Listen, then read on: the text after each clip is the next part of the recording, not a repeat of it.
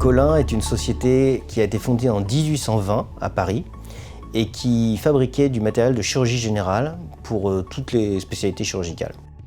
En 1986, Paul Jacquel et Michel Lemasson ont décidé de focuser l'entreprise exclusivement sur l'ORL, où ils étaient déjà présents et où ils avaient déjà une bonne expertise, en pressentant que la seule façon pour une PME d'être extrêmement pertinente face à des grands groupes était d'être très spécialisée et de développer une véritable intimité avec les ORL, les chirurgiens, les hôpitaux, les équipes soignantes, et à travers eux, les patients.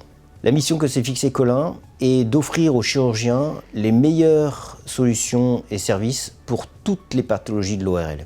Donc nous sélectionnons les meilleurs produits partout dans le monde et lorsque ces produits n'existent pas, Collin va les développer. C'est ainsi que Collin a développé en 2001 un des premiers navigateurs chirurgicaux au monde et a développé depuis 2005 la robotique chirurgicale, le Robotol, qui a obtenu son marquage CE en 2016 et qui est utilisé au bloc opératoire depuis maintenant 1 an. Collin a toujours souhaité répondre à des questions complexes avec des solutions les plus simples possibles en apparence. Ce que nous souhaitons, c'est que nos produits soient très efficients, très qualitatifs, très solides.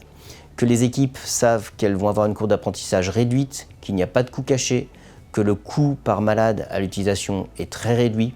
Tous les patients attendent d'être soignés du mieux possible, et c'est ce que les chirurgiens souhaitent faire. Et nous, industriels, c'est notre job, permettre à ce chirurgien d'utiliser un produit qui est simple, qui est efficace, qui est abordable pour soigner au mieux son patient. C'est sa promesse, c'est notre promesse. Notre souhait est que toutes les meilleures équipes du monde soient équipées en robotique chirurgicale Collin d'ici 5 ans.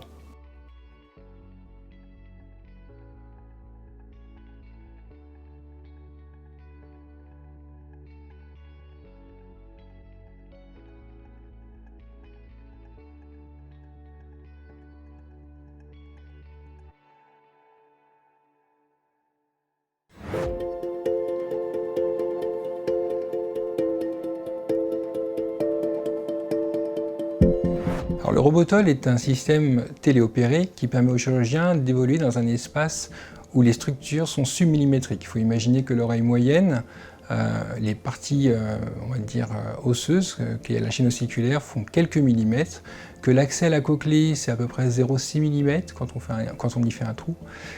Et donc le robot amène une résolution et une précision qui est de l'ordre de 5 micromètres de résolution et 0,3 degrés d'angulation.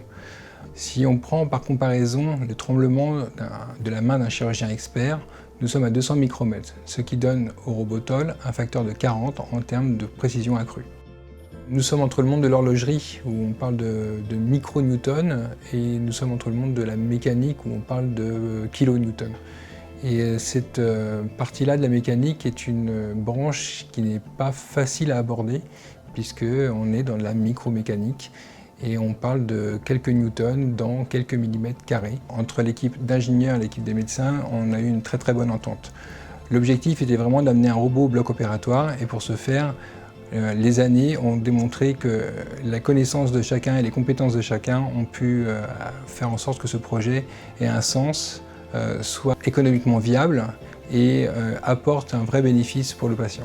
Les prochaines étapes sont simples, elles sont de continuer à développer de l'instrumentation, de rendre cette instrumentation plus active, voire même réactive, d'amener une meilleure vision du champ opératoire par des optiques bien particulières, d'amener un système de GPS qu'on couplera au robot, comme notre système de navigation.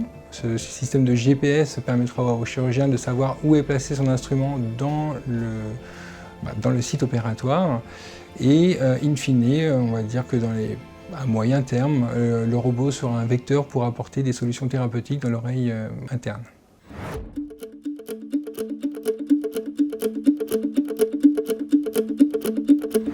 Aujourd'hui, le Robotol est le seul robot qui est capable de réaliser des chirurgies de l'oreille moyenne et des chirurgies de l'oreille interne. Donc c'est un robot qui a été conçu par des chirurgiens otologiques pour l'otologie, donc il répond à tous les besoins de l'otologie. Alors le robot a 3 indications qui correspondent en fait aux 3 indications majeures de l'otologie. La première, c'est toute la chirurgie de l'otite chronique et du cholestéatome. La deuxième indication, c'est la chirurgie de l'autospongiose, donc une maladie dans laquelle le dernier osselet, l'étrier, est bloqué. Et la troisième indication majeure du robot, c'est l'implantation cochléaire. Donc on gagne en précision en supprimant tous les tremblements, on gagne sur la précision des déplacements, on diminue la taille de nos voies d'abord, on a une meilleure exposition et un meilleur contrôle de tous les gestes que l'on peut effectuer au cours de la chirurgie. On peut espérer deux choses. Premièrement, des meilleurs résultats en termes d'audition pour les reconstructions lors de la chirurgie de l'oreille moyenne et lors de l'implantation cochléaire, moins de traumatisme au moment de l'insertion de l'implant. L'autre point très positif dans la robotisation de la chirurgie est que l'on va diminuer la taille de la voie d'abord. Autrement dit, ça veut dire moins de risques en termes de complications, en termes de douleur, en termes de risque de saignement et donc un rétablissement plus vite après la chirurgie.